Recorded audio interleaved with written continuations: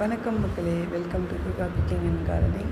So அம்மா வந்து மாங்காய் பச்சடி பண்ணுறதுக்காக மாங்காய் கட் பண்ணிகிட்ருக்காங்க. இது எங்கள் வீட்டில் உள்ள மாங்காய், கொஞ்சம் புளிக்கும்.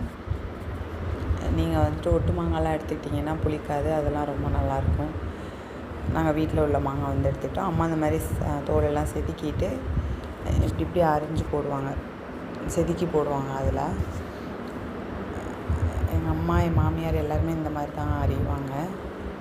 இது மாதிரி அரிஞ்சிட்டு நல்லா கழுவிட்டு எண்ணெய் ஊற்றி கடுகு போட்டு காஞ்ச மிளகா போட்டு வெங்காயமும் போட்டுக்கலாம். நம்ம சின்ன வெங்காயமோ பெரிய வெங்காயமோ கொஞ்சம் அரிஞ்சு அதையும் போட்டுக்கலாம். ஸோ கருவேப்பிலையும் போட்டு தாளிச்சிட்டு மாங்காயை போட்டு நல்லா வதக்கிட்டு நல்லா வதக்கிக்க வேண்டியதான். லைட்டாக மஞ்சத்தூள் வேணால் போட்டுக்கலாம், அம்மா வந்து போட மாட்டாங்க. உப்பு போட்டுட்டு நல்லா கிண்டி விட்டுட்டு தண்ணி ஊற்றிட்டு வேக விட்டுக்கலாம் நல்லா மாங்காயை. இன்னுமே கொஞ்சம் தண்ணி ஊற்றுனாங்க. நல்லா அந்த மாங்காய் வேகிற அளவுக்கு தண்ணி ஊற்றிக்கணும். நல்லா வெந்து அது நல்லா கூழ் மாதிரி வந்துட்டு நல்லா கரையணும். ஒன்று வந்து அப்படியே தான் கிடக்கும், கொஞ்சம் கொஞ்சம் கரைஞ்சி அப்படியே இது பண்ணி அது நல்லா தான் இருக்கும் அப்படியே இருந்தால்.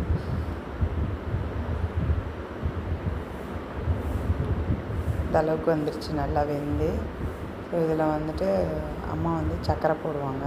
நீங்கள் வந்து வெல்லம் இல்லை நாட்டு சர்க்கரை எது வேணாலும் போட்டுக்கோங்க. நாங்கள் இன்றைக்கி வந்து வெள்ளைக்கட்டி போட்டாங்க அம்மா.